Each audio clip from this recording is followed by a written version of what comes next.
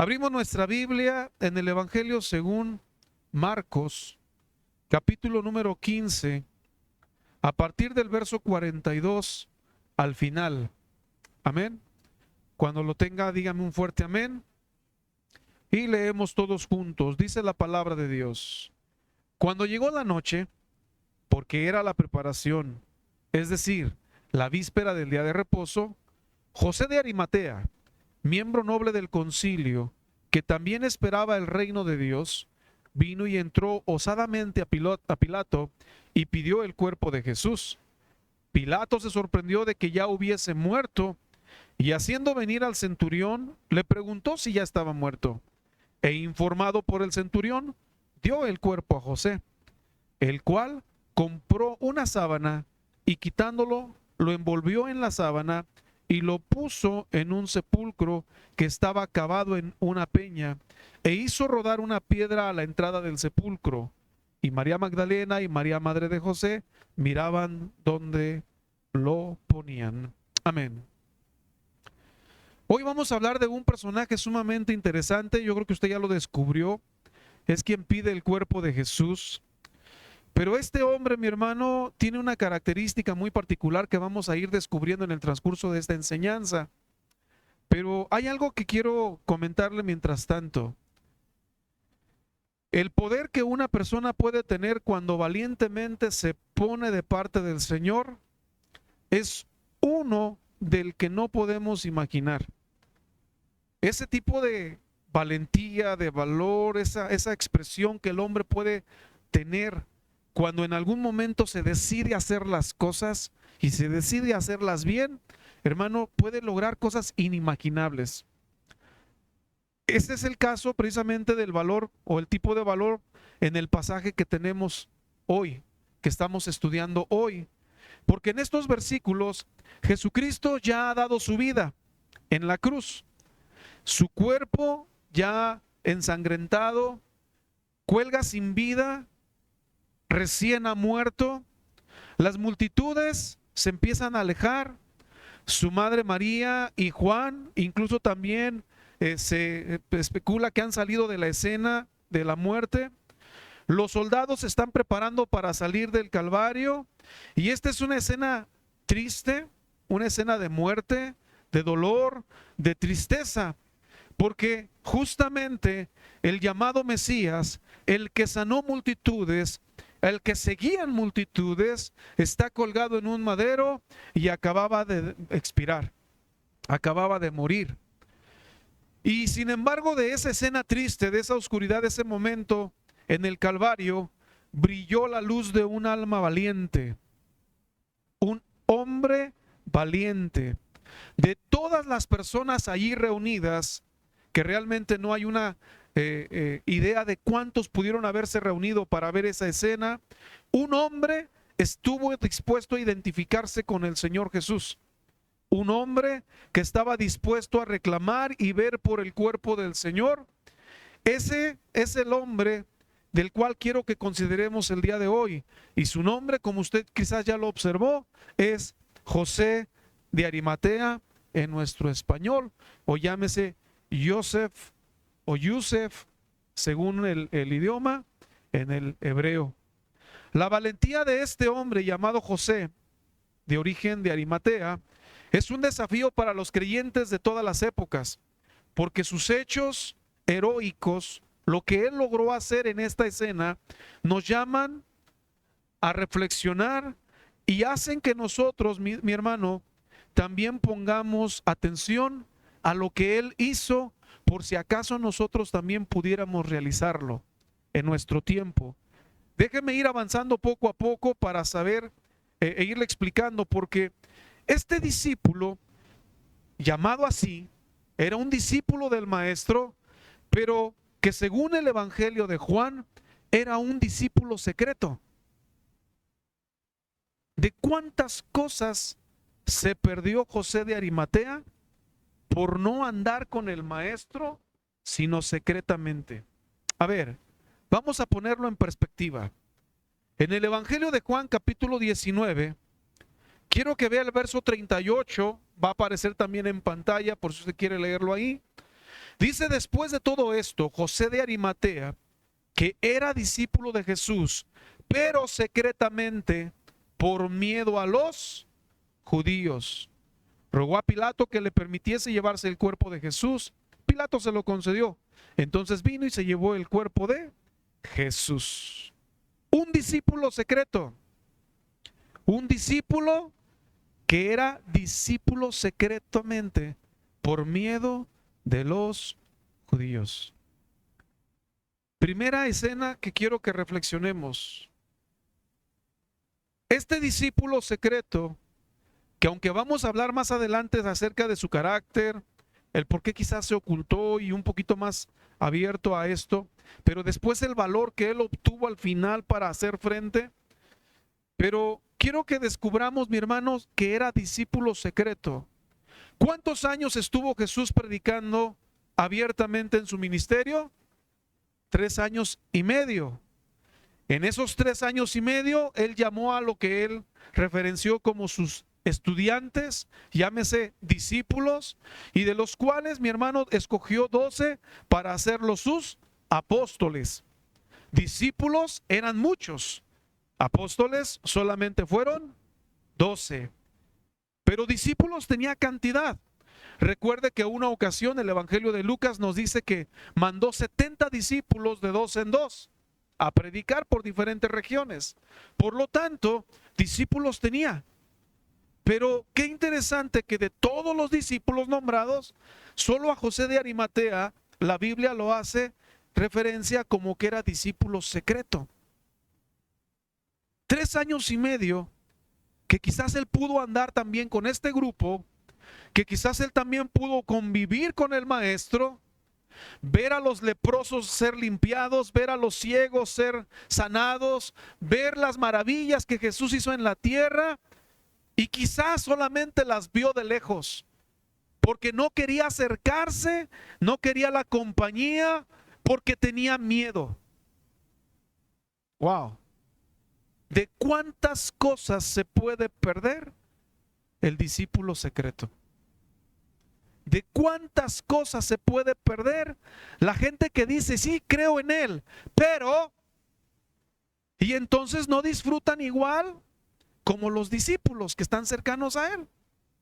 La Biblia habla que incluso de los mismos 12, Jesús tenía un grupo muy selecto de 3 que lo acompañaban en la mayoría de sus milagros más sorprendentes. Por ejemplo, cuando fue a la casa de Jairo, solo se lleva 3 de los 12 apóstoles, y de los 70 o más discípulos, solamente estos 3 están en escena.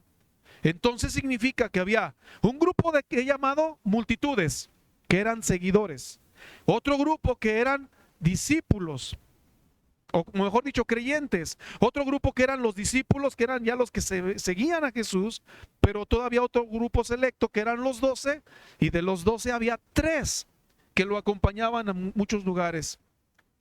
Hay un cantante cristiano llamado Marcos Vidal que escribe una canción, y que en el intermedio de la canción dice: no quiero ser de los 5,000 que disfrutan del milagro. Está hablando de la alimentación. ¿Cuántos se acuerdan cuando él alimentó 5,000 hombres, sin contar mujeres y niños? Y los discípulos, dice que les dijo: repartan este alimento. Y dice que lo repartieron. ¿Cuántos panes y cuántos peces? Y con eso alimentó 5,000 hombres, sin contar mujeres y niños. Todos quedaron saciados y recogieron ¿cuántas cestas? 12. ¿Cuántos lo creen? No quiero ser de los 5,000 que disfrutan del milagro. Prefiero ser de los 12 que recogen los pedazos y pasar la noche entera juntos en el mar, ahí en la arena, conversar con el maestro hasta el alba. ¡Wow! ¡Qué poesía de ese varón! ¿De cuántas cosas se perdió José de Arimatea por ser discípulo secreto? ¿De cuántas vivencias cercanas se perdió por no andar con él? ¿Era discípulo? Indiscutiblemente, que la Biblia lo señala como discípulo, pero secretamente, por miedo a los judíos. quiero que consideremos algunas características de la vida de este hombre, el discípulo secreto y su carácter. Los 4 escritores de los evangelios, Mateo, Marcos, Lucas y Juan, hablan de este hombre llamado José.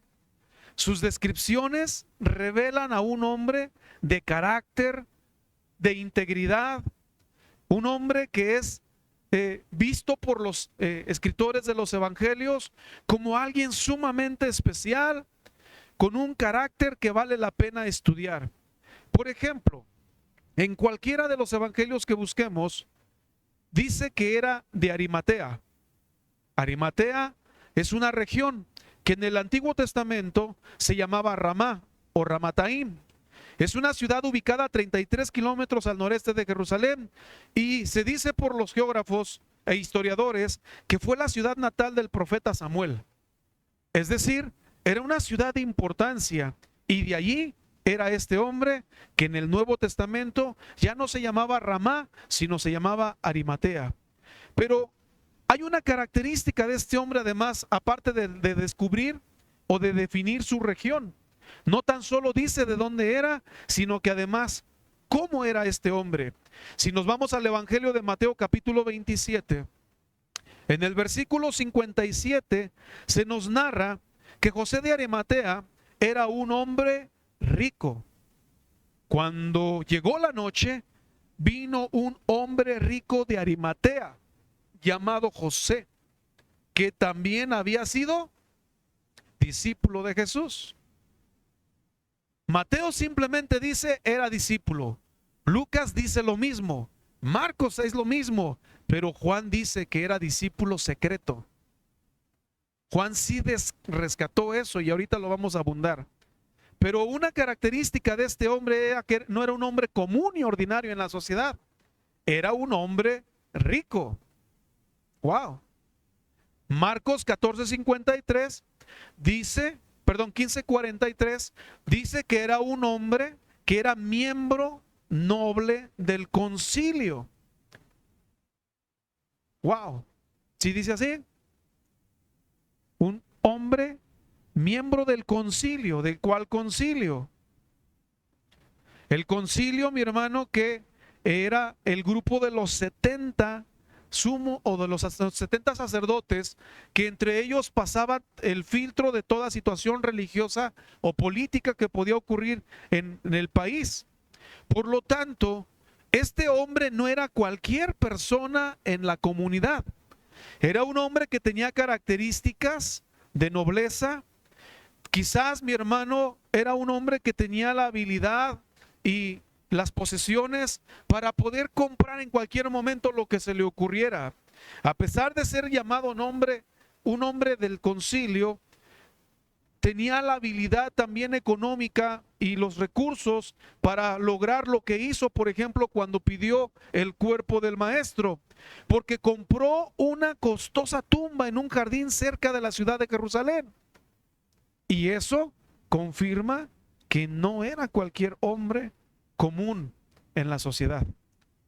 Un hombre bastante rico, con mucho dinero. Wow. Isaías 53:9 dice que su cuerpo, el cuerpo del maestro, fue puesto exactamente en una tumba de ¿quién? Con los impíos su sepultura, más con los ricos fue en su muerte. Hasta en esos momentos se cumple la profecía del Mesías, hasta en su muerte. ¡Wow! Una tumba no común y ordinaria. Quienes tenían, mi hermano, la oportunidad de comprar una tumba puesta en una cueva, no era cualquier clase de persona. Era gente sumamente rica, hablando material, económicamente. Ahora, se dan estas características en este hombre. ¿Y por qué las rescatamos? Porque se está hablando de él. Entonces, hasta él fue usado para que Jesús fuera sepultado en una tumba muy especial. ¿Vamos bien? Ahora, si vamos al Evangelio de Lucas, Lucas capítulo 23, rescata unas palabras muy particulares hacia él. versículo número 50, hablando de José de Arimatea, dice: había un varón llamado José de Arimatea, ciudad de Judea, el cual era miembro del concilio, y rescata las siguientes dos frases: varón bueno y justo. ¿Cómo lo llama Lucas? Bueno y justo. La palabra bueno en este contexto significa útil, significa provechoso, alguien dispuesto a utilizar o a ser parte de cualquier situación que requiera bondad. Eso es lo que significa la palabra en este contexto.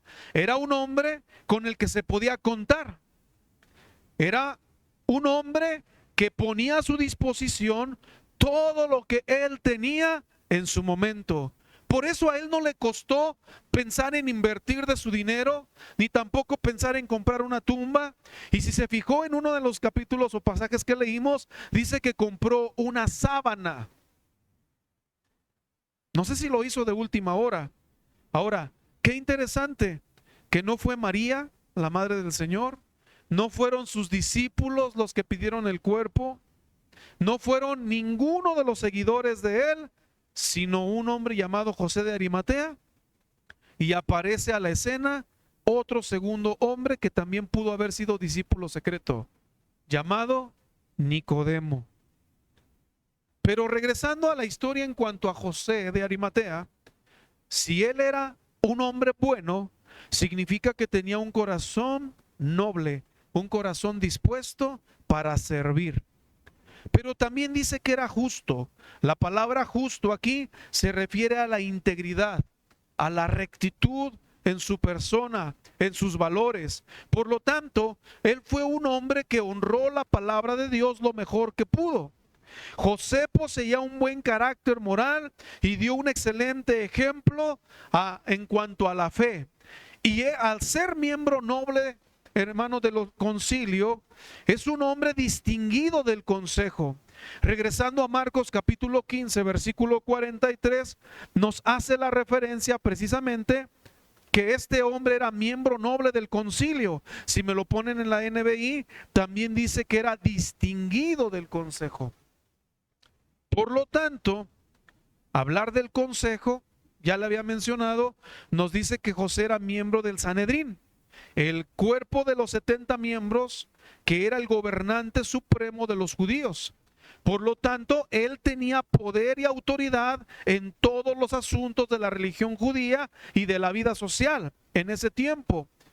Estos hombres, los 70, eran hombres inmensamente poderosos, y ese mismo grupo fue el que condenó a Jesús en su muerte. José de Arimatea estaba entre ellos cuando Jesús fue juzgado. Pero al decir que era distinguido del consejo, significa que estaba en buena posición. Era un hombre influyente, era un hombre respetado de ese cuerpo de hombres. Literalmente se cree que José era un líder entre los líderes. Estoy prácticamente convencido, mi hermano, que era muy conocido y respetado por los fariseos, los saduceos y los escribas. No era cualquier hombre José de Arimatea. Vea todas sus situaciones. El Evangelio de Lucas, ahí mismo nos dice, en el versículo 43, que este hombre esperaba el reino de Dios. ¿Esperaba qué? Esperaba el reino de Dios. Esto significa que José, como los mismos que recibieron a Jesús cuando fue presentado al templo, llamados Simeón y Ana, también esperaban el reino de Dios cuando Jesús era un bebé. En el Evangelio de Lucas capítulo 2, entre el verso 22 y el 28, se nos habla de cuando María va entrando con José, su esposo, y con el niño para presentarlo en el templo, y un hombre llamado Simeón lo recibió. Hizo una profecía sobre él. Y también dice que Simeón esperaba el reino de Dios. Por lo tanto, había gente esperando el reino de Dios. Entonces, la gente que esperaba el reino de Dios era gente conocedora de la Escritura. Era gente que sabía que había profecías en el cual un día el Mesías vendría y reinaría. ¿Cuántos dicen amén? Entonces, hablar de José de Arimatea es hablar de un hombre que tenía conocimiento en las profecías, tenía conocimiento en la palabra, en lo que es el Antiguo Testamento, por lo tanto era un hombre con una fe genuina. Y esta fe estaba expectante, porque entre más leía las profecías, más quizás pensaba en la venida del Mesías. Y cuando conoce a Jesús, que la Biblia jamás nos hace una referencia en qué momento lo conoció, muy probablemente él seguía desde lejos a Jesús y veía sus milagros. Muy probablemente oía de Jesús y más su fe crecía, porque él sabía que se cumplía lo que estaba escrito de él en las profecías. Por lo tanto, José era más que un judío religioso, su fe era real. Buscaba y anhelaba ver al Mesías con sus propios ojos. ¿Y qué cree? Se le concedió. La mayoría de los líderes judíos poseían una religión que estaba muerta. Negaron a Dios por la forma en que vivían y por la forma en que practicaban su religión. Pero José de Arimatea, por otro lado, él era un hombre conocedor de la Escritura. Él tenía una fe viva, una fe expectante, una fe que quería comprobar, no de teoría. Él tenía la ilusión y el deseo de ver el reino de Dios en su vida y lo logró. Porque José de Arimatea, mi hermano, logró encontrarse con el Mesías, el Salvador del mundo. Alguien diga amén. Yo creo que eso, mi hermano, es característica de él que deberíamos de evaluar. Porque ¿cuánta gente hoy lee la Biblia como leerla simplemente como un libro común, como un libro ordinario? Muchos obtienen conocimiento solamente teórico o simplemente un conocimiento intelectual, pero no ven la Escritura con la pasión que debería de verse. Yo no sé si José de Arimatea al momento de leer las profecías, al leer Isaías 53, por ejemplo, se sorprendía y se maravillaba y decía, wow, ¿cómo va a ocurrir esto? ¿En qué momento va a cumplirse esta profecía? ¿Me explico? Él ni se dio cuenta que fue parte del cumplimiento de las profecías del Mesías cuando lo sepultó, porque entre los muertos fue su sepultura, entre los ricos, perdón.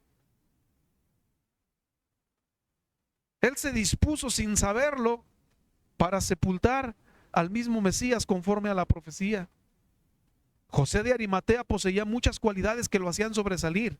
Es el tipo de persona que hubiera sido un gran miembro de una iglesia y hermano, un gran amigo entre los cristianos. Poseía algunas características que deberían de ser ciertas, hermano, en cada persona hoy. Véalo, piénselo por un momento. ¿Cómo cree usted que él estaba esperando el reino de Dios? ¿Como algunos lo esperan hoy? A ver, le dije al principio, antes de iniciar la enseñanza, ¿cuántos saben que Cristo viene pronto? A ver, otra vez, pregúntale al que está a su lado si sabe que Cristo viene pronto. ¿Qué le causa? ¿Qué le causa en su corazón? ¿Qué le causa a usted? Ah, sí, ahí viene pronto, amén, aleluya, ya. O le causa expectación, le causa gozo, le causa alegría, se desespera y anhela su venida. Piensa en José de Arimatea, ¿cómo leería las profecías? Ah, aquí dice que el Mesías va a venir. Ah, pues algún día vendrá. ¿Por qué José de Arimatea sí descubrió al Mesías y los 69 del Sanedrín no?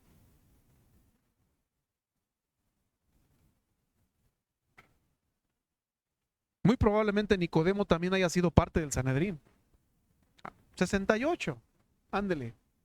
2 contra 68. 2. ¿Cuántos aquí anhelan su venida? 2 de entre la multitud. Ay, eso me preocupa. Eso me preocupa.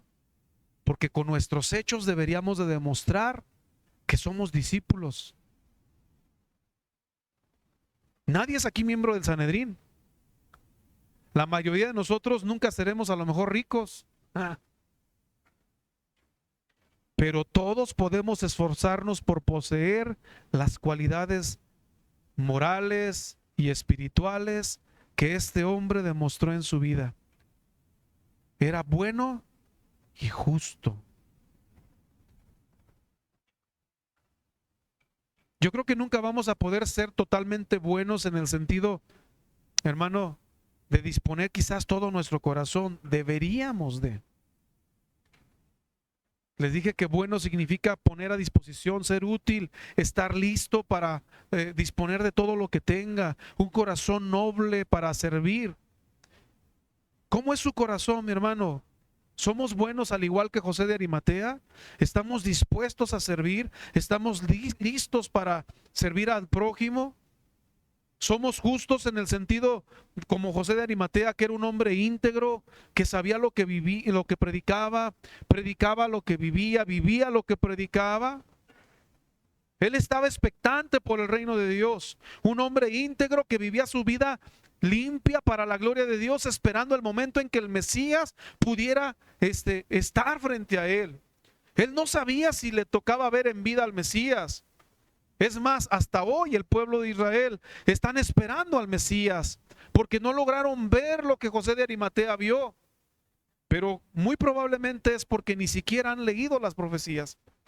Si usted busca hoy a través del internet, algunos predicadores se han ido a Israel o a algunas regiones de origen judío a predicarles el evangelio a los judíos. Y la pregunta es, ¿cómo lo hacen para no ser apedreados? Bueno, ellos simplemente agarran parte de las profecías del Antiguo Testamento. Por ejemplo, Isaías 53. Amén. Y entonces dicen, oiga, ¿usted es rabino? Sí, sí, dígame a sus órdenes. ¿Me puede por favor explicar de qué se trata este capítulo? ¿Se acuerda que en la Biblia otro hombre iba leyendo ese mismo pasaje y no entendía lo que leía? Y él dijo, es que no sé si alguien no me lo explica. Pues estos predicadores van con los rabinos y le dicen, a ver, ¿me puede explicar de quién se trata? Y comienzan a leer Isaías 53. Y les dice este hombre, a ver, ¿no le parece que todas estas situaciones que dice Isaías 53 ya aparecieron en un hombre que ustedes han rechazado? ¿Y a quién te refieres? ¿A un hombre llamado Yeshua? ¿Jesús? Ah, no lo había pensado. Y los rabinos comienzan a analizar si de veras las características de Isaías 53 y otros pasajes se cumplen en Jesús. Y cuando ellos mismos descubren que efectivamente se cumplen, se quedan sorprendidos y dicen, nunca habíamos leído este pasaje con esta expectativa, con esta información. Y muchos empiezan a dudar, otros a cuestionar y otros a creer que Jesús es el Mesías. Me imagino a José de Arimatea leyendo y diciendo, ¿cuándo será esto? ¿Podemos nosotros poseer esa fe que tenía este hombre? Lo que lo hizo diferente a José fue su fe en el Señor Jesucristo. Cuando él lo vio, cuando él lo reconoció, cuando él veía que las profecías se cumplían en él, que Jesús cumplía las características del Mesías. Eso es lo que separaba a José de Arimatea de los demás miembros del Sanedrín, porque los demás vivían una religión muerta, pero él estaba expectante, esperando la venida del reino de Dios. Alguien diga amén.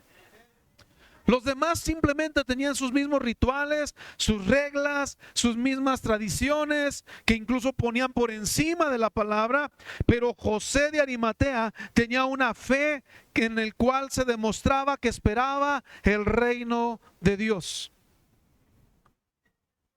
Solo para recordar el día de hoy, la religión y las buenas obras nunca salvarán nuestra alma. Alguien diga amén. Nada puede salvar nuestra alma. La salvación no viene por obras.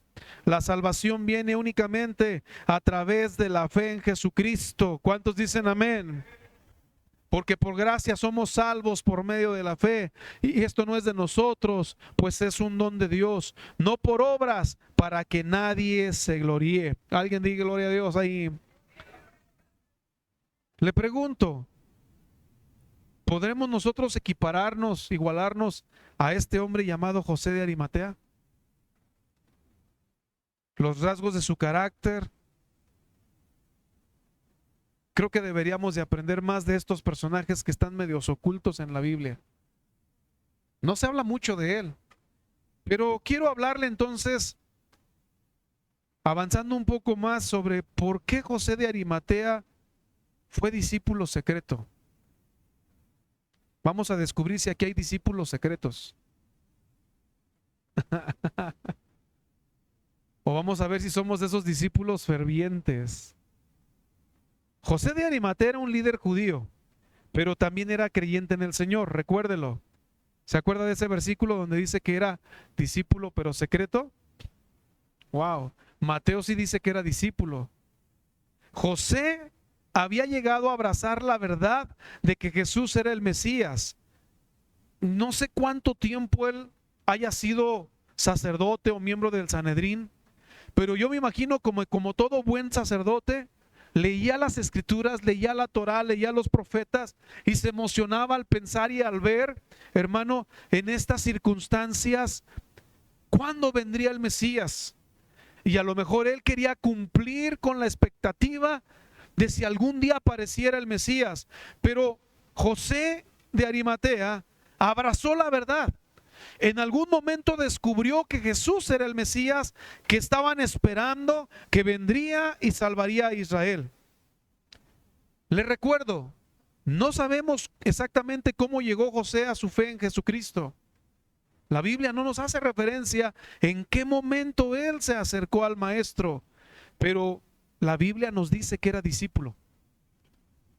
¿Cuántos discípulos hay aquí? Piénselo. Podemos estar seguros de que a lo mejor tuvo muchas oportunidades de ver y escuchar al Señor en persona.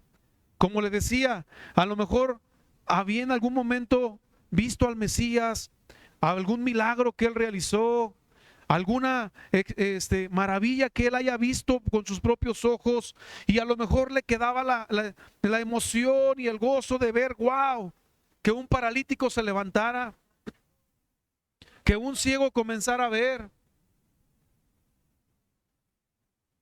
Piénselo. A lo mejor hasta él mismo había sido enviado por el Sanedrín a investigar al falso Mesías. Porque a Jesús no lo querían como Mesías. A lo mejor él mismo se ofreció para ir a revisar y a decir, yo voy, yo quiero saber quién es ese hombre del que se habla tanto. Un tal Jesús de Nazaret, el hombre de Galilea. Wow. A lo mejor mientras él enseñaba, mientras Jesús enseñaba alguna parábola, a lo mejor por allí a distancia estaba José de Arimatea escuchando, pensando y observando acerca de este hombre llamado el Nazareno.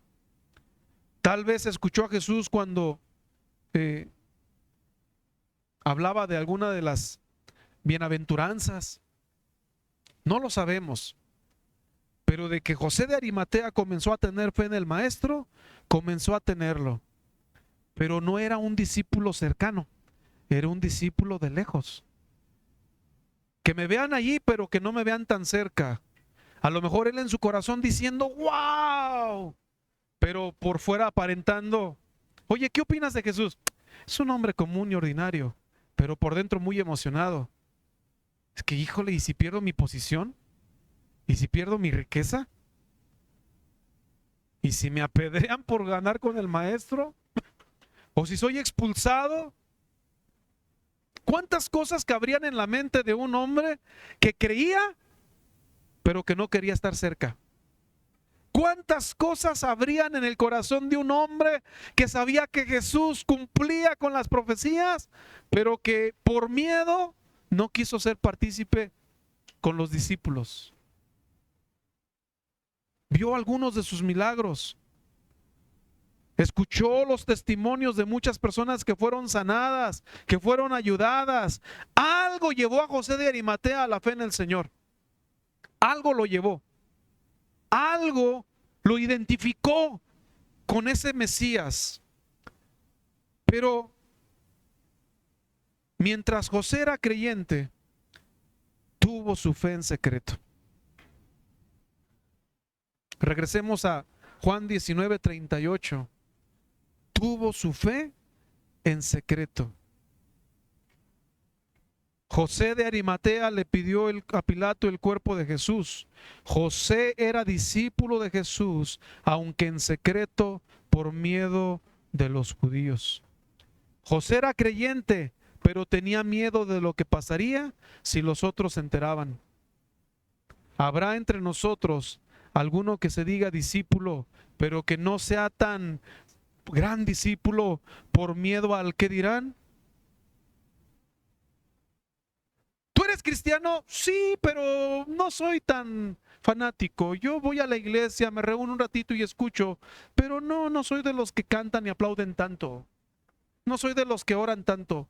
Es más, yo voy cada domingo 29 de febrero a congregarme. No sé. No sabemos José de Arimatea, pero tenía miedo. ¿Cuál era su expresión? No sabemos ni siquiera cuánto tiempo creyó José en Jesús, pero sí sabemos que se opuso a los esfuerzos del Sanedrín cuando quisieron condenar a muerte al maestro. Vea Lucas 23:51 y observe que él fue uno de los que les decían en el Sanedrín: hey, no hagamos eso. ¿Quién era el Sanedrín? El grupo de los que gobernaban, los que querían condenar al Mesías a la muerte. Amén. Que también esperaba el reino de Dios y no había consentido en el acuerdo ni en los hechos de ellos. Es decir, cuando presentan a Jesús golpeado, torturado, con una corona de espinas ante el Sanedrín para juzgarlo, José de Arimatea fue de los que dijo: no estoy de acuerdo en que lo manden a la condena a la muerte. Él ya sabía quién era Jesús. Un hombre rico, pero no estaba dispuesto a pagar el precio de identificarse con el Señor Jesucristo. Espero que no haya sido el mismo rico aquel que cuando le dijo al maestro: Señor, ¿qué debo hacer para ser salvo? Cumple con los mandamientos. Todos los he guardado desde mi juventud. Bueno, si quieres ser perfecto, ve, vende todo lo que tienes, dáselo a los pobres y sígueme. Y dice que inmediatamente se puso triste porque tenía muchas posesiones. Espero que no haya sido este hombre. Pero imagínese tener la oportunidad de andar con el maestro. José tenía muchas cualidades dignas de imitar, pero su fracaso en declarar públicamente su fe en Jesucristo no fue una de ellas. Era un hombre bueno, era un hombre justo, tenía popularidad, era miembro del Sanedrín, tenía riquezas incluso, pero todo eso no servía de nada porque al final él no anduvo con el maestro durante los 3 años y medio que anduvo en esta tierra. En este aspecto de su vida, José no es alguien a quien queramos imitar, porque tuvo miedo de los judíos. Le platicaba hace días algún testimonio de una mujer que salió de vacaciones en estas temporadas y se fue a su pueblo, muchos años sin visitar, muchos años, y se fue a su pueblo. Y cuando regresa a las semanas, dice el pastor: hermanos, qué bueno que ya está nuestra hermana con nosotros. A ver, hermana, ¿quiere testificar? Sí, pastor, doy muchas gracias a Dios porque fui a mi pueblo y estuve bien contenta, muchos años sin ver a mi familia. Y gracias a Dios, ninguno de mis familiares ni de mis vecinos se dieron cuenta que yo era cristiana. Discípulos secretos. Hay muchos creyentes que prácticamente hacemos lo mismo que José de Arimatea. Son tan buenos creyentes, pero no son discípulos. O son discípulos, pero secretos, encubiertos. Pueden ser identificados como un cristiano, como un hijo de Dios, pero sus vecinos no saben que son salvos. Sus compañeros de trabajo no saben que son salvos. No saben que van a la iglesia. Sus compañeros de clase no saben que usted ya es cristiano. Sus amigos no saben que usted ya va a la iglesia. Si los observara día tras día, habría poca evidencia de que verdaderamente son discípulos, de que son salvos. Sus vidas no son tan diferentes del mundo que los rodea. Usan el mismo lenguaje, hacen las mismas cosas, ven las mismas películas, escuchan la misma música, hacen todo exactamente igual, que se pierden entre los oyentes y no saben quién es cristiano y quién no lo es. Ocultan intencionalmente su fe porque tienen miedo de lo que la gente diga sobre ellos.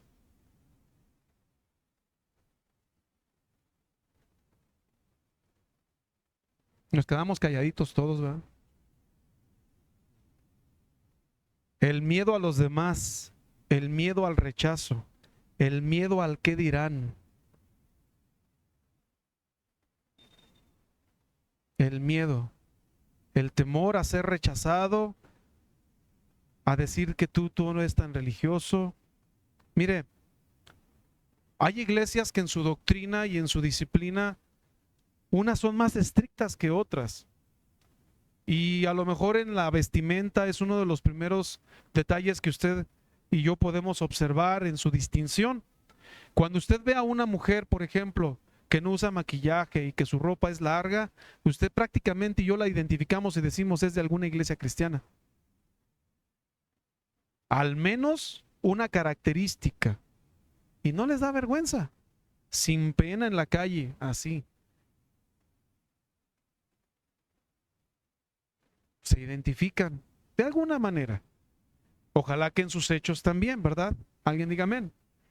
Pero habemos otros que no somos tan exigentes a lo mejor en ese tipo de consideraciones, pero nos filtramos tanto entre la gente que si preguntaran, a ver, dime de todos estos quién es cristiano y quién no, a lo mejor no nos distinguimos, a lo mejor por nuestra forma de vestir, a lo mejor por nuestro lenguaje, a lo mejor por nuestro carácter. Vamos manejando, ¿no? Y de repente se nos atraviesa uno, y se nos metió adelante, y con la bocina le decimos muchas cosas al del frente. Y luego nos lo emparejamos, le decimos, ¿qué traes? Y dice, ¡ay, pastor, ¿cómo está? Hermano, ¿cómo está? Bueno, eso pasó allá en Tijuana, por allá me platicaron un testimonio. Ahora, esas cosas ocurren. Imagínese ahora hacerlo por temor, como José de Arimatea, discípulo escondidito. No, es que sin tanto compromiso, ¿para qué tanto fanatismo? ¿Para qué tanta religión? No, ese es extremismo. Bueno, José de Arimatea es de ese grupo, que tenía miedo a los judíos. El miedo a los demás, el miedo al rechazo, el miedo al qué dirán, el miedo a perder su posición social, el miedo a perder incluso sus propias riquezas. Le ganó tanto que se evitó andar 3 años y medio con el maestro. Se lo perdió, no lo disfrutó. Y la pregunta es, ¿cuántos hoy habrá así que se pierden los milagros, los favores, las experiencias con Dios por no ser tan religiosos o fanáticos, entre comillas? Ven a los demás que reciben un milagro y dicen, ay, qué bonito, yo también quiero un milagro, pero no se atreven a tanto porque dicen, no, es que eso es extremismo. Vamos a orar, mis hermanos, vengas a la reunión de oración. De esa oración después, es que, pues que me vean orar, pero no tanto, porque pues al final Dios conoce mi corazón. Sí, lo conoce tanto que ven que a lo mejor somos de la secreta. No sé. Cuando alguien guarda silencio en su testimonio, hace que los demás no conozcan del Mesías y se está perdiendo una oportunidad. Porque por no hablar de los demás de Jesús, ese demás un día puede partir e irse sin Cristo a la eternidad por nuestra propia culpa. Hay un pastor que cuenta un testimonio que su mamá enfermó de cáncer cuando él era muy niño, muy niño. Y en esa calle tan larga, dice, siempre salía un hombre en un carro, un carrazo, que y con vidrios polarizados y muy serio, no saludaba a nadie, ni buenos días. Todos los domingos salía temprano. ¿A dónde iba? ¿Quién sabe? Y regresaba muy noche. No saludaba a nadie. La mamá de él, enferma de cáncer, muriendo de cáncer. literal, muy grave. Y un día alguien les habla de Jesús. Y entonces la llevan a una iglesia que estaba relativamente cerca de su casa.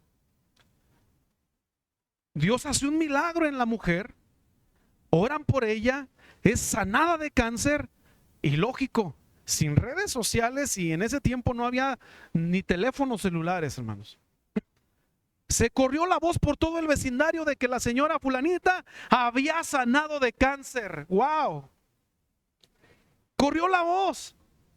Y entonces ella, aprovechando un día, se convierte al evangelio e invita a todos sus vecinos para que vayan a una reunión allí a su casa.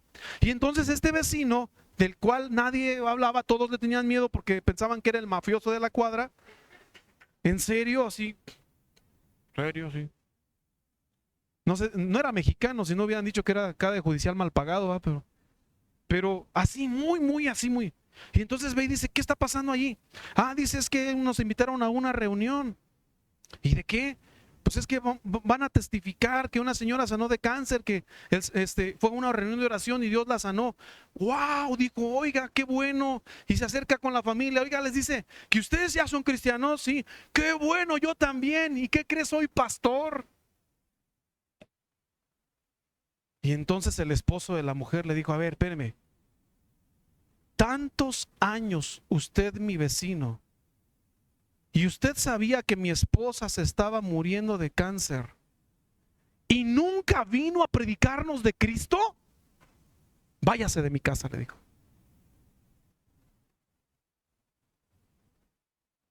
Increíble. Teniendo la respuesta en su mano, teniendo el milagro en su mano, teniendo la medicina en su mano, y no le testificó. ¿Por qué? No creo que haya sido por miedo, a lo mejor por orgullo, no sé. No quiero entrar en detalles a juzgar a esa persona, pero cometió un error fatal. Le pregunto, ¿sus vecinos saben de usted? ¿Que usted es cristiano? ¿Su familia sabe que usted es cristiana? ¿O se evita problemas y dice, yo no les digo porque es que, pero, José es de Arimateas, santo Dios. Discípulos de la secreta. Juan, pon el versículo, Juan. Cuando podemos nosotros, mi hermano, tener la solución en nuestra mano y poder decirle al mundo que Cristo es el Señor, a veces el miedo a los judíos nos gana, entiéndase la comparación, el miedo a los judíos nos gana y no somos capaces de presentar el Evangelio. Wow. Cuando silenciamos nuestro testimonio, hacemos que los demás se pierdan del acercamiento al Mesías. Cuando deberíamos de ponernos de pie con valentía y declararles que Jesucristo es el Señor, hermano, para que otros escuchen el Evangelio. El miedo es una trampa que debemos evitar a toda costa, mi hermano. Si usted y yo somos salvos, alguien diga amén. Si somos hijos de Dios, si usted es discípulo, no seamos discípulos silenciosos o con miedo, temerosos. Tomemos una posición de valentía por el Señor, porque Él nos salvó y a Él no le importó la muerte y muerte de cruz. Abramos nuestra boca, alabemos al Señor, démosle gloria y alabanza. Démosle gracias por su misericordia y demos testimonio en alta voz, que todo mundo se entere, mi hermano, de que Cristo nos rescató del infierno, nos perdonó y cambió la historia de nuestras vidas. Alguien diga amén. No se avergüence del Evangelio. El apóstol Pablo dijo, porque no me avergüenzo del Evangelio, porque es poder de Dios. Alguien diga amén. Solo por su gracia y por su amor usted y yo estamos hoy aquí, estamos de pie, estamos salvos por la fe en Jesucristo. Renuncia a ese discipulado secreto y deje que los demás vean que usted es hijo de Dios. Ahora, para culminar esta enseñanza y esta historia, al final, todo buen discípulo, mi hermano, tiene que terminar con un acto de fe y de valor. Yo no sé qué le pasó a José de Arimatea cuando vio a Jesús en la cruz. Yo no sé si él estaba incluso cercano a la cruz o si estaba a distancia. La Biblia no nos hace referencia. Pero a lo mejor él en ese momento estuvo pensando: 3 años y medio de lo que me perdí, 3 años y medio de lo que no hice, 3 años y medio de lo que no realicé. Pero al ver que la sangre emanaba por sus sienes, por sus heridas, al ver que el cuerpo ensangrentado del maestro estaba sufriendo y agonizando, yo no sé si a lo mejor él tuvo tiempo de reflexionar, a lo mejor hasta lloró, no sé, pero algo cambió en el corazón de José hasta esa escena. Y déjeme decirle que no es hasta que usted y yo contemplamos a Jesús en la cruz que verdaderamente cambia el sentido de lo que es nuestra vida en esta tierra. Mientras no valoremos el sacrificio de Jesús, vamos a seguir siendo discípulos de la secreta. Mientras no valoremos la sangre que fue derramada, mientras no veamos sus heridas, no vamos a cambiar. Tenemos que hacer lo que José de Arimatea. A lo mejor hemos sido 3 años y medio discípulos secretos, no hemos sido buenos cristianos, hemos vivido como el mundo vive. A lo mejor nadie sabe que soy cristiano, pero quiero que esta tarde contemple a Jesús en la cruz. Hay un hecho importante en la historia. Sea usted creyente o no creyente, Jesús de Nazaret anduvo en esta tierra. Su muerte, hermano, fue anunciada proféticamente muchos siglos antes. Su nacimiento mismo fue anunciado. Por eso nosotros no tenemos problema en decir que Jesús nació. Aleluya. Yo no soy de polémica para estas fechas. Si la gente a mí me dice feliz Navidad, yo le digo feliz Navidad. Pero entonces lo confronto y le pregunto: ¿ya nació en tu corazón? Wow. ¿Sabes para qué vino Cristo? No es una cena bonita en casa, no es una mesa de regalos, no es desvelarte esa noche, es reconocer que Cristo Jesús vino al mundo para salvar a los pecadores. Alguien dé gracias a Dios por eso.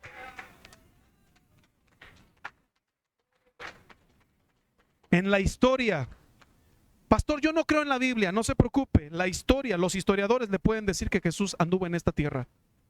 Vaya usted a Jerusalén. Vaya usted a Israel y recorra las tierras y las calles que ellos mismos reconocen donde anduvo un tal Jesús, el Galileo, el Nazareno.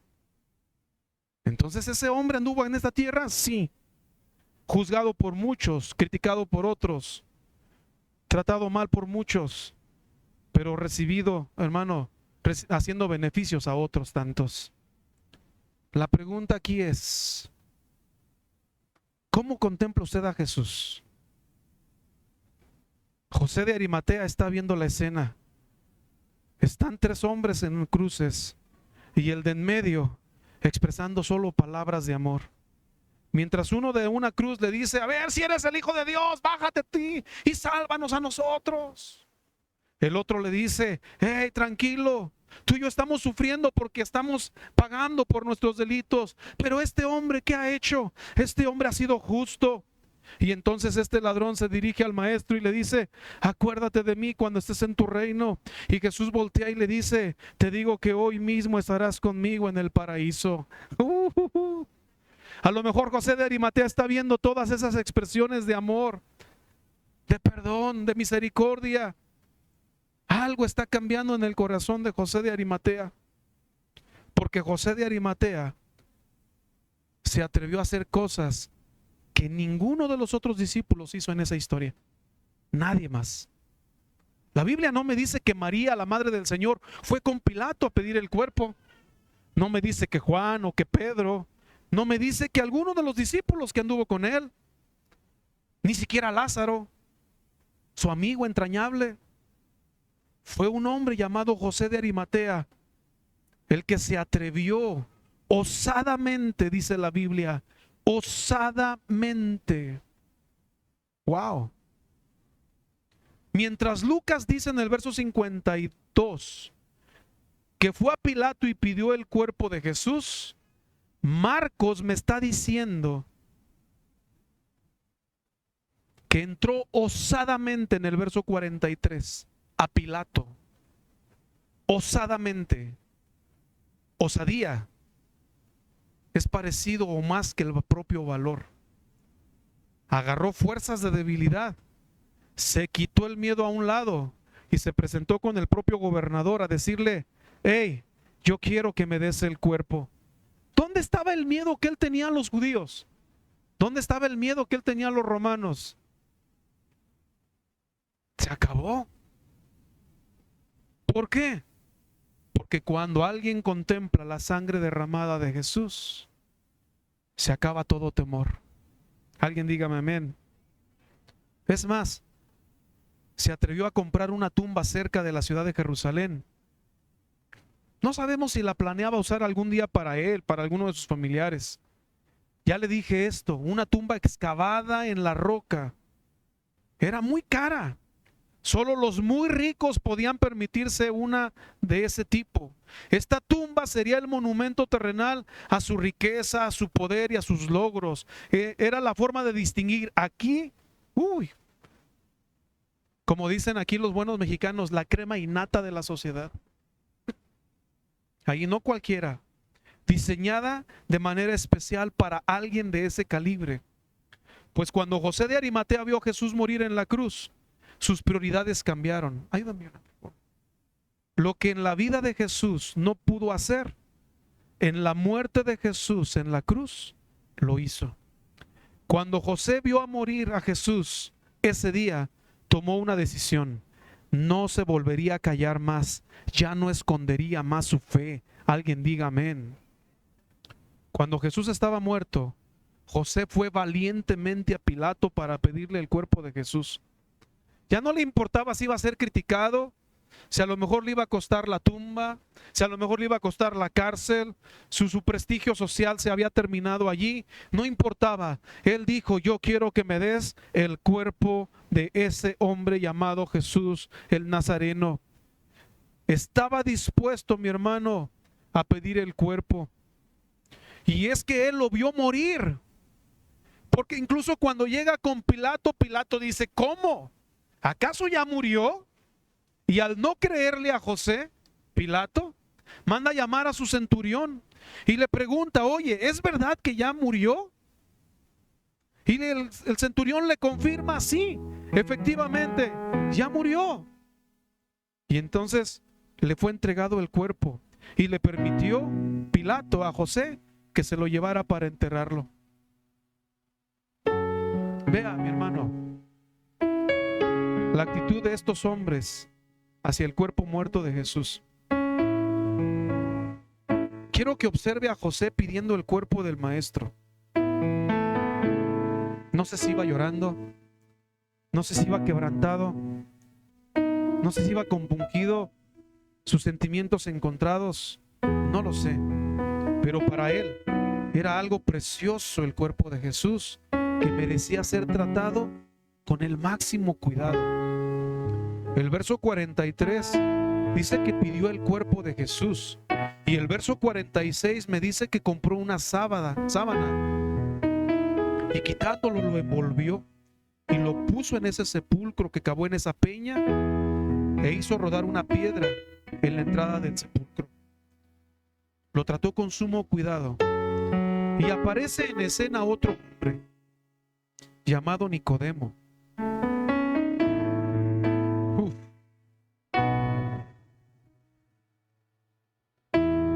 Aparece otra escena. Jesús está siendo bajado de la cruz. Quiero que se imagine, por favor, esa escena y piense. Dicen que era una tumba nuevecita. Y el Evangelio de Juan me describe, mi hermano, cómo fue tratado.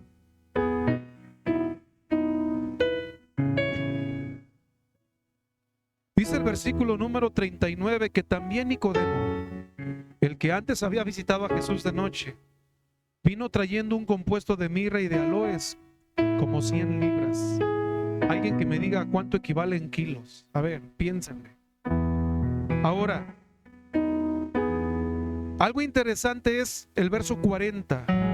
Tomaron pues el cuerpo de Jesús y lo envolvieron en lienzos con especias aromáticas, según es costumbre sepultar entre los judíos. Es decir, a pesar de que ya era tarde, lo tomaron con mucho cuidado. Y entre estos dos, José de Arimatea y Nicodemo, comenzaron a embalsamarlo. Ningún otro evangelio nos da esta característica, solo Juan. María Magdalena, que está por ahí cerca, no logra ver lo que ellos están haciendo dentro del sepulcro. Porque ella, el primer día de la semana, muy de madrugada, fue con otras mujeres, compraron especias para ir a ungir el cuerpo, a embalsamarlo, porque muy probablemente ellas no habían visto que José de Arimatea y Nicodemo hicieron lo que hicieron ellos con el cuerpo de Jesús. ¿Qué pasó en el corazón de José de Arimatea? ¿Qué ocurrió en este hombre cuando ve a Jesús en la cruz? ¿Dónde está el miedo a los judíos? ¿Dónde está el miedo al qué dirán? ¿Dónde está el miedo a su prestigio? Mi hermano, José y Nicodemo trataron el cuerpo del Señor con tal cuidado, lo prepararon de la mejor manera que pudieron para el sepulcro. Muy probablemente también alcanzaron a lavar su cuerpo, aunque sea de carrerita, válgame la expresión. Lo envolvieron, lo protegieron lo más que pudieron. José necesitó de mucho coraje para ir ante Pilato y pedir el cuerpo y hacer lo que hizo. Recuerde, no era un hombre común, era miembro del Sanedrín. José de Arimatea pudo haber sido expulsado por el propio Pilato, porque el Sanedrín estaba al servicio de Roma. Al identificarse como un hombre que era discípulo de Jesús, lo hubieran tratado como traidor a Roma. El judío común, la popularidad o el pueblo común también me hubieran vuelto contra él a pesar de su popularidad. ¿Cómo que andas con un tal Jesús? Él es un falso Mesías, él es blasfemo. Ahora se atrevió a hacer algo. Era miembro del Sanedrín y tocó un cadáver. Conocedores de la Biblia, tocar un cadáver lo hacía impuro, se contaminó y no le permitió participar en la cena de la Pascua. Es algo que se nos escapa en detalle de la Biblia, pero que no lo observamos hasta que no le importó. Pagó un alto precio. Un alto precio. Pregunta: ¿qué está usted dispuesto a hacer por Jesús?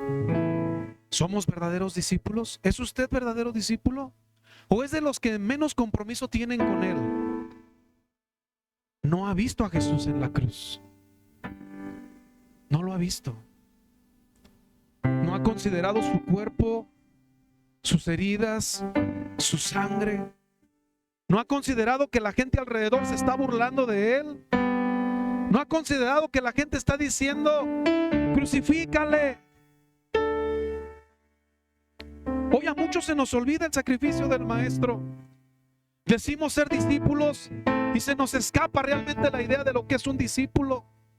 Pensamos que ser discípulo es venir el domingo, cantar 3 cantitos e irnos a casa y seguir nuestro ritmo de vida. ¡Oh, grande equivocación! Mateo 16:24, Jesús está diciendo una palabra por excelencia. Y esa se aplica hasta el día de hoy, para usted y para mí, para todo aquel que quiera seguir a Jesús.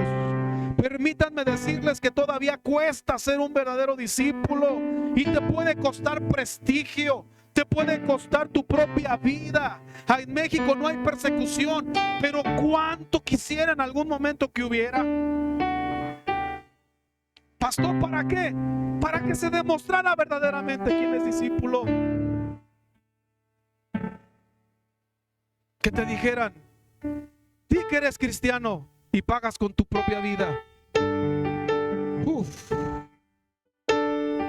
En países donde no es posible predicar el evangelio, lo hacen secretamente, no porque tengan miedo, sino que quieren alcanzar más gente. Pero cuando se les descubre que son cristianos, que son discípulos, ellos niegan ser hijos de Dios, no niegan ser discípulos de Jesús y pagan con su propia vida. Hoy pensamos que ser cristiano es ser religioso. Le tengo noticias, sí, porque la Biblia nos dice que la palabra cristiano aparece solo 3 veces en toda la Biblia. No es suficiente con ser cristiano. No es suficiente. Creyente, esa palabra aparece solamente una cantidad menor. Pero la palabra discípulo aparece 269 veces en la Biblia. 269. La palabra cristiano no identifica a un seguidor de Jesús en el sentido estricto. Hoy todos los que celebramos Navidad decíamos que estábamos celebrando el nacimiento de Cristo. ¿Y cuántos se pusieron hasta por allá y empezaron a pelearse por la herencia o porque hace 20 años tú me dijiste? Y empezaron con la música, una música sin sentido que no tiene nada que ver con el nacimiento de Jesús. ¿Ha escuchado usted la letra de la música moderna? ¡Qué horror! Antes cantaban Amorcito Corazón. Hoy no. Hoy en letras de música se ofende con palabras obscenas. Y esa noche de Navidad estamos ahí con la música a todo volumen, con esas músicas, con esas canciones que ofenden los valores de la Biblia. ¿Dónde está la Navidad? ¿Dónde está el discípulo de Jesús? Jesús dijo en Mateo 16:24: si alguno quiere venir en pos de mí, niéguese a sí mismo, tome su cruz y sígame. Ser un auténtico discípulo de Jesús es vivir una vida a veces de vergüenza, mi hermano. Sí. Es vivir una vida en la que renunciamos a nuestros derechos y a nuestra voluntad. Nos negamos a nosotros mismos, entregándonos a la voluntad de aquel que murió para redimirnos de nuestros pecados en la cruz. Es vivir una vida que está fuera de sintonía con el mundo que te rodea. No te van a entender. No esperes que te entiendan. No te van a aceptar. No esperes ser aceptado.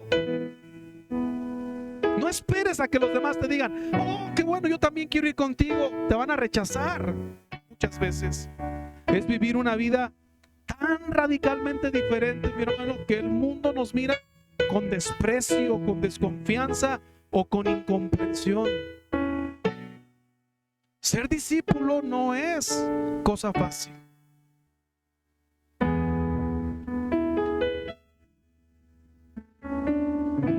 Imagínese la escena: Jesús en la cruz, José de Arimatea a distancia, quizás Nicodemo por ahí también junto a él, todos los discípulos alrededor. Pero apenas Jesús muere y se da la orden de que bajen del cuerpo, muchos empezaron a ir. La buena noticia es que Jesús no se quedó en la cruz y tampoco se quedó en la tumba. Jesús resucitó, se levantó de entre los muertos y vive para siempre. ¡Wow! Pero en nuestra historia sí, Jesús está siendo sepultado, la piedra está siendo rodada para que nadie toque ese cuerpo. José de Arimatea y Nicodemo se alejan, se van a casa. Juan está con María y se van. Un par de mujeres que andan por ahí también cerca de la tumba, llamada María Magdalena, y otra mujer que miraban dónde lo ponían, también se fueron. Todos se fueron. Pero José de Arimatea se atrevió a hacer algo que nadie hizo. Nadie. ¿Dónde cambió José de Arimatea? Aquel que tuvo miedo, aquel que dijo: híjole mi dinero, híjole mi posición. No, yo no.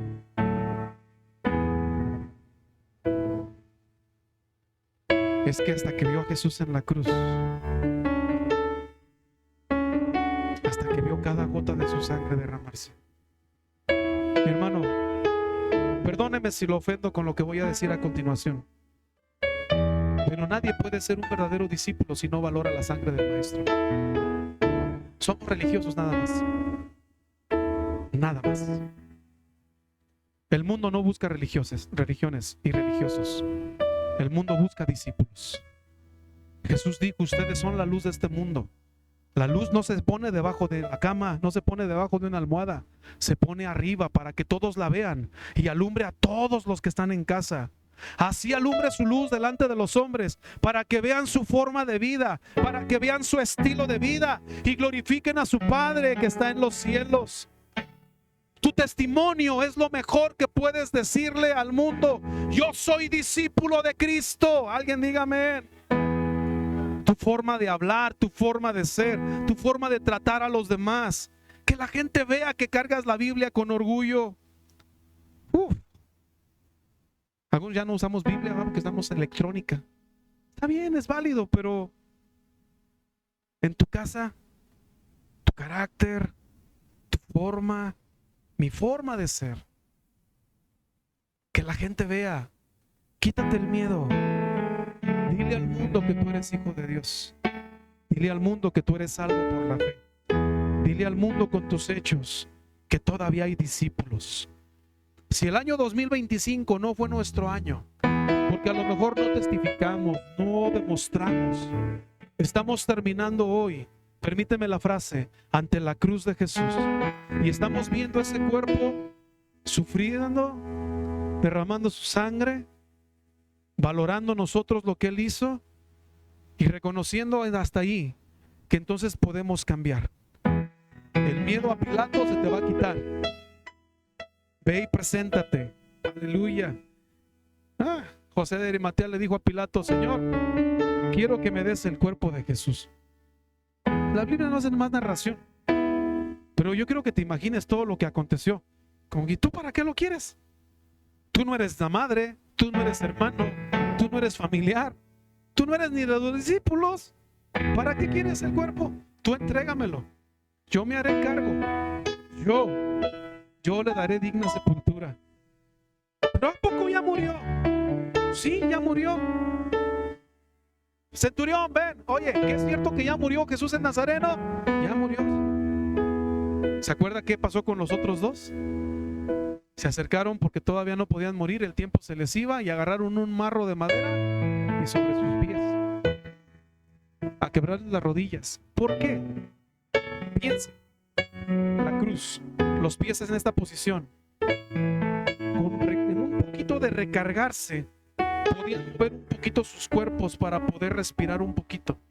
Pero al ya no tener fuerza en sus piernas, el cuerpo quedaba totalmente colgado, inerte, y ya no podían levantarse y respirar, y en cuestión de minutos se asfixiaban y morían.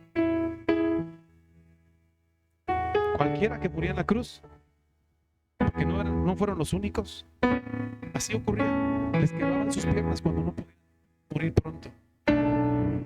Y Jesús en la cruz, no sé si a lo mejor le dirigió una mirada a José de Arimatea buscando, ¿dónde está mi discípulo que se escondía? ¿Dónde está? Hoy Jesús te mira y te dice, ¿eres verdaderamente mi discípulo? ¿O eres un cristiano más? ¿Eres de el montón o eres de los electos? ¿Eres de los 70? ¿Eres de las multitudes? ¿Eres de los 12? ¿Eres de los 3? ¿Quién eres tú? ¿Qué clase de discípulo eres? Inclina tu rostro. Señor, este último domingo del año queremos reflexionar. Queremos pensar seriamente qué clase de discípulos hemos sido. Yo no sé por qué muchos hoy no están, Padre, siendo el último domingo del año.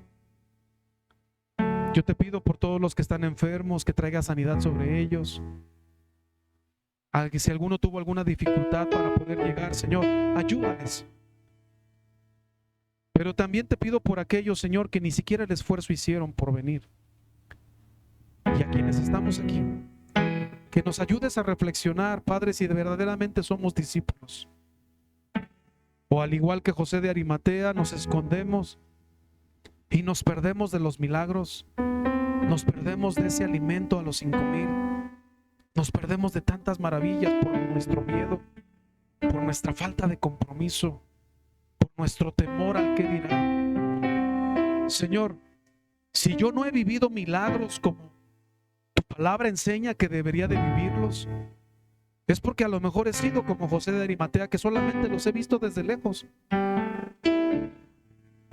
Este año 2025 te pido perdón por mis pecados, te pido perdón por no ser un verdadero discípulo. Gracias porque me permites esta reflexión hoy y porque no tengo que esperar al 31 de diciembre para comprometerme a ser un verdadero discípulo.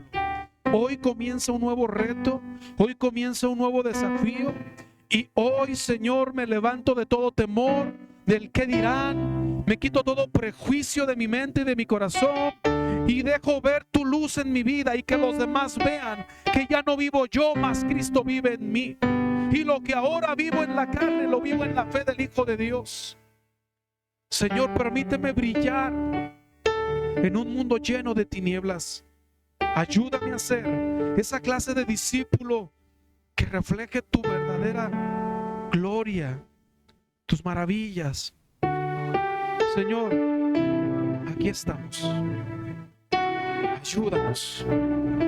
Y si entre alguno de mis hermanos alguien está batallando en algún área de su vida, está fallando, no se ha levantado como un verdadero discípulo, tiene temor, Señor, en tu nombre, yo te pido que esta tarde mandes tu Espíritu Santo y que produzcas en nosotros, Señor, el querer como el hacer por tu perfecta voluntad. Aviva el fuego de tu Espíritu en nuestra vida y ayúdanos a ser verdaderos discípulos. En el nombre de Jesús. Amén.